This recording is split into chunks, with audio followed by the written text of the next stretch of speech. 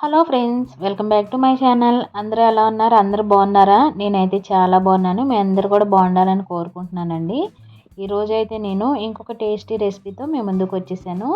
ఇది పప్పు మునగాకు కర్రీ అండి. పప్పు అందరికీ తెలుసు కదా ఎలా చేసుకోవాలో. చిన్న చిన్న మార్పులతో ఒక్కొక్కరు ఒక్కొక్క రకంగా చేసుకుంటారు. నేను మా ఇంట్లో ఎలా చేసుకుంటానో ఒకసారి మీతో షేర్ చేసుకుందామని వీడియో అయితే పోస్ట్ చేస్తున్నానండి. చూసారు కదా, నేనైతే మునగాకును టమాటా వేసుకొని ఇలా పప్పు అయితే ప్రిపేర్ చేసుకున్నాను. చాలా చాలా టేస్టీగా ఉంటుంది. మా పిల్లలు అయితే చాలా ఇష్టంగా తింటారు. మునగాకు చాలా హెల్దీ కదండి. మనకి డయాబెటిక్ పేషెంట్స్కే కానీ తర్వాత రక్తహీనతకే కానీ చాలా యూజ్ అవుతుంది.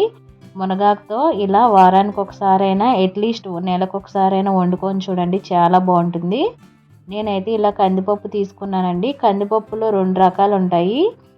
మంచి పప్పు అయితే మనకు తొందరగా ఉడికిపోతుంది. నేనైతే మంచి పప్పు తీసుకున్నానండి. ఇది నాకు 3-4 విజిల్స్కే ఉడికిపోతుంది చక్కగా. చూడండి, పప్పు అయితే ఇలా నేను క్లీన్ చేసుకుంటున్నాను. ఇలాంటి వాటరు, పప్పు కడిగిన నీళ్ళు మొక్కలకి పోసుకోండి, చాలా హెల్తీగా పెరుగుతాయి మొక్కలు కూడా. నేను అందుకనే ఒక గ్లాస్లో తీసుకొని పక్కన పెట్టుకున్నాను మొక్కలకి పోద్దామని. ఇప్పుడు మనం ఒక 1 గ్లాస్ వరకు పప్పు తీసుకుంటే 1 గ్లాస్కి 3 గ్లాసెస్ వరకు వాటర్ అయితే పడతాయండి.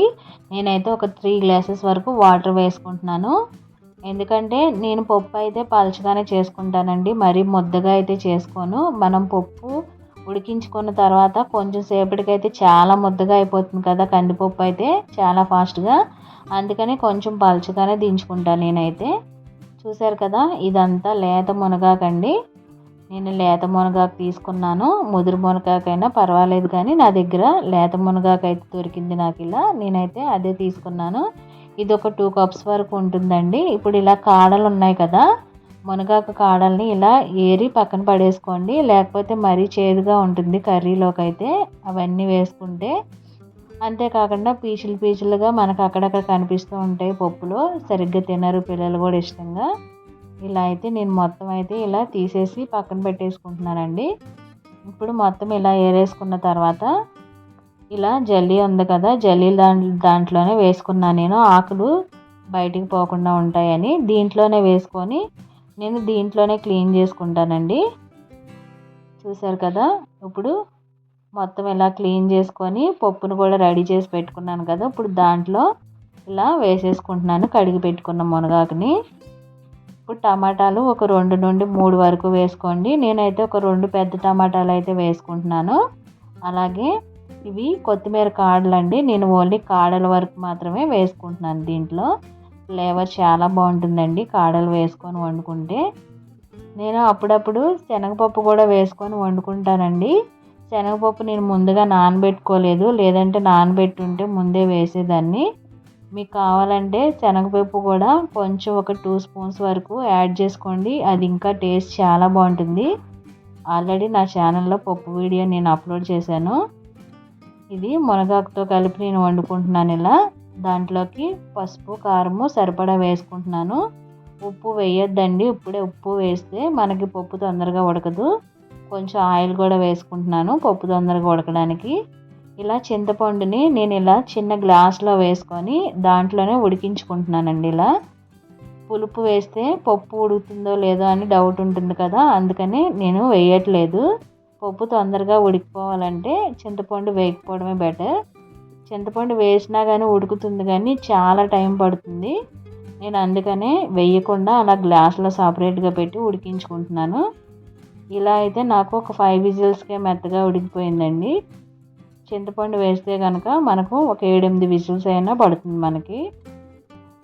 చూసారు కదా, ఇప్పుడు ఇలా అయితే నాకు పప్పు అయితే ఉడికిపోయింది చూడండి. ఇప్పుడు ఆ గ్లాస్లో ఉన్న చింతపండుని పక్కన పెట్టేసుకొని ఇలా పప్పునైతే పప్పు గుద్దుతో మెదుపుతున్నాను. ఇలా మొత్తం అంతా కూడా ఎక్కడ బద్దలు లేకుండా ఇలా మెదుపుకుంటున్నానండి.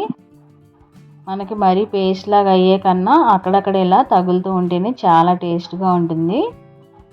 మొత్తం ఇలా పప్పు గుద్దుతో మొత్తం అంతా ఇలా మెదుపుకుంటున్నాను పప్పు అంతా కూడా. నేనైతే చూసారు కదా, నేనైతే ఇలా పలచగానే చేసుకున్నానండి. మీకు ఇంకా చిక్కగా కావాలంటే వాటర్ తక్కువ పోసుకోండి, సరిపోతుంది. నాకైతే మా ఇంట్లో అయితే ఇలా పలచగానే తింటారు కాబట్టి నేను ఇలా పలచగానే చేసుకున్నాను. నేను ఎంత పలుచగా చేసినా కానీ నాకు ఆరిపోయిన తర్వాత పప్పు కొంచెం ముద్దగా అయితే అయిపోయింది నాకు. అందుకనే ముందుగానే చూసుకొని కొంచెం వాటర్ ఎక్కువే పోసుకోండి. పలుచగా చేసుకుంటేనే మనకు అన్నంలో కలుపుకోవడానికి కూడా చాలా బాగుంటుంది. ఇప్పుడు దీంట్లోకి సరిపడా ఉప్పు కూడా వేసుకుందాం. మనం ఉప్పు వేయలేదు కదా. నేను వేరొక బౌల్లోకి ఇది ట్రాన్స్ఫర్ చేసేసుకొని అదే కుక్కర్లో పోపు పెట్టుకుంటున్నానండి. ఇప్పుడు ఉప్పు వేయలేదు కదా, మనం ఉప్పు కూడా వేసేసుకుందాం. దీంట్లో సరిపడా ఉప్పు వేసుకొని పోపు పెట్టేసుకుందాం. ఉప్పు వేయకపోవడం వల్ల తొందరగా ఉడికిపోయింది మనకి. ఉప్పును చింతపండు సపరేట్గా పెట్టుకున్నాం కదా, అందుకని త్వరగా ఉడికిపోయింది. ఇప్పుడు అదే కుక్కర్లో ఒక 2 స్పూన్స్ వరకు అయితే వేసుకోండి ఆయిల్ మరి ఒక స్పూనే వేయకండి, 2 స్పూన్స్ అయినా వేసుకోండి. తాలింపులో వేస్తేనే చాలా బాగుంటుంది. తర్వాత గార్లిక్, నేను వెల్లుల్లి కూడా ఒక 8 వరకు వేసుకుంటున్నానండి.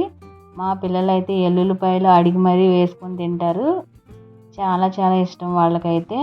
గార్లిక్ మనకి వైరస్ బారి నుండి రక్షిస్తుంది, అంతేకాకుండా మనకి ఇమ్యూనిటీ కూడా పెరుగుతుంది. అందుకని గార్లిక్ కొంచెం ఎక్కువగానే తింటే చాలా మంచిదండి. నేను కొంచెం ఇలా ఇంగువను, తర్వాత మెంతి పొడి కూడా వేశాను, తర్వాత ధనియా పొడి కూడా వేశానండి. ఇది మెంతి పొడి అండి, అంతకుముందు ధనియా పొడి కూడా వేశాను నేను. ఇవన్నీ వేసుకోండి. మెంతి పొడి చాలా తక్కువ వేసుకోండి, ఎక్కువ కాకుండా. మెంతి పొడి కూడా వేసుకుంటే చాలా బాగుంటుంది. తర్వాత లాస్ట్లో ఫైనల్గా కొంచెం ఇలా నెయ్యి వేసుకొని నేను పోపు పెట్టుకుంటున్నాను. మీకు ఇష్టమైతే మొత్తం కూడా నెయ్యితో పోపు పెట్టుకోండి. నేనైతే కొంచెం వేసుకున్నాను.